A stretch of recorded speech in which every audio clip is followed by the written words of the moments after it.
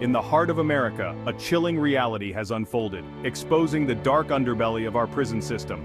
In Wisconsin, multiple inmate deaths have rocked the state, leading to the arrest of 9 prison staff, including the warden himself. These are not isolated incidents, they are grim reminders of the systemic failures and human rights abuses that plague prisons across the nation. We are failing our duty to protect the incarcerated, treating them as disposable burdens rather than human beings deserving of dignity and respect. The details of the case are deeply disturbing. Inmates, locked away from public view, died preventable deaths. Their cries for help went unanswered, ignored by those entrusted with their care.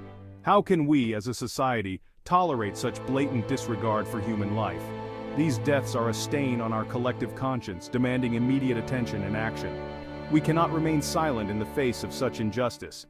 The charges against the prison staff, including the warden, point to a culture of cruelty and indifference. This is not simply a case of a few bad apples. It's a systemic issue, deeply rooted in the way we view and treat incarcerated individuals. The prison system, designed to rehabilitate and correct, has become a breeding ground for abuse and despair. We must ask ourselves, how many more lives must be lost before we demand change? These tragedies are not isolated incidents. They are symptoms of a deeply flawed system, a system that has lost sight of its purpose and its humanity. It's time to confront the uncomfortable truth. Our prisons are failing, and the consequences are dire. The Wisconsin case lays bare the horrific consequences of unchecked power within prison walls. Reports reveal horrifying details of neglect and abuse. Inmates were denied basic medical care, their pleas for help dismissed or ignored. They suffered in silence, their voices silenced by a system that saw them as less than human. One inmate, suffering from a treatable illness, died after his repeated requests for medical attention were ignored. Another, driven to despair by the inhumane conditions, took his own life. These are not just statistics, they are human beings, sons, fathers, brothers, whose lives were tragically cut short. The staff entrusted with their care allegedly turned a blind eye to their suffering. Some are accused of actively participating in the abuse, using their authority to inflict pain and fear. How can we, in good conscience, allow such atrocities to occur under the guise of justice? The charges against the warden are particularly troubling. As the leader of the institution, he had a duty to ensure the safety and well-being of all those within his care. Yet, the indictment paints a picture of a man who not only failed to protect those under his watch, but also fostered an environment where abuse and neglect were allowed to thrive. Tragically, the horrors uncovered in Wisconsin are not unique. Across the country, prisons are plagued by overcrowding, understaffing, and inadequate resources. This toxic combination creates a breeding ground for violence, abuse, and despair. It strips away the humanity of both the incarcerated and those tasked with guarding them. The lack of transparency within the prison system allows abuse to fester in the shadows. Families are often left in the dark about the conditions their loved ones face. Inmates fear retaliation for speaking out, their voices silenced by a system that views them as disposable. The overrepresentation of marginalized communities in our prisons is no accident. It is a direct result of systemic racism and poverty, which funnels disproportionate numbers of Black and brown people into the criminal justice system. These individuals often face harsher sentences and fewer opportunities for rehabilitation.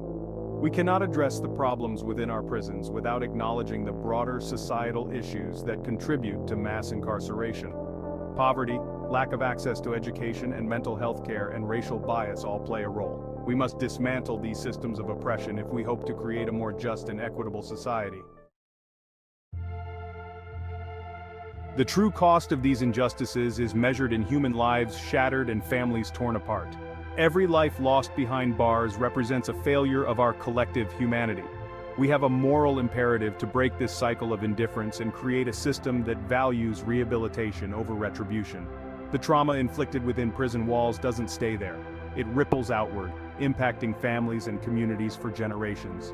Children grow up without parents, spouses endure the pain of separation, and communities are deprived of valuable members. The financial burden of mass incarceration is staggering. Billions of dollars are poured into a system that perpetuates harm, rather than investing in education, healthcare, and social programs that could prevent crime in the first place. We must remember that those behind bars are not statistics or case numbers, they are human beings. They are fathers, mothers, sons, and daughters. They deserve to be treated with dignity and respect, regardless of their past mistakes. Their lives matter. The Wisconsin prison tragedy demands a swift and decisive response. Those responsible at all levels must be held accountable.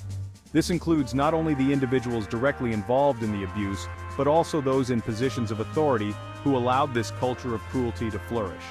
We need comprehensive reform that addresses the systemic failures plaguing our prisons.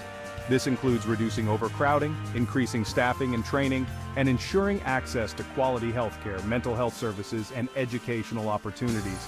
We must prioritize rehabilitation over punishment. This means providing inmates with the tools and resources they need to turn their lives around and become productive members of society. Education, job training, and mental health treatment are not privileges but essential components of a just and effective criminal justice system. We cannot continue to incarcerate our way out of social problems. We must invest in communities, address the root causes of crime, and create a society that values justice and redemption over punishment and retribution. The fight for justice within our prisons is a fight for the soul of our nation. We cannot stand idly by while our fellow human beings are subjected to such horrific conditions. We must channel our outrage into action. Educate yourself about the issues facing incarcerated individuals and the systemic flaws within the justice system. Knowledge is power, and we need an informed and engaged citizenry to demand change. Contact your elected officials and demand accountability and reform. Let them know that you will not tolerate inhumane treatment and neglect within our prisons. Hold them responsible for creating a system that values human life. Support organizations working tirelessly to advocate for the rights of incarcerated individuals and their families. These organizations provide vital legal aid, support services, and a voice for the voiceless. Your time, your donations, and your voice can make a difference. The Wisconsin prison tragedy is a stark reminder of the human cost of indifference. It is a call to action for each and every one of us to fight for a more just and compassionate society, one where every life truly matters.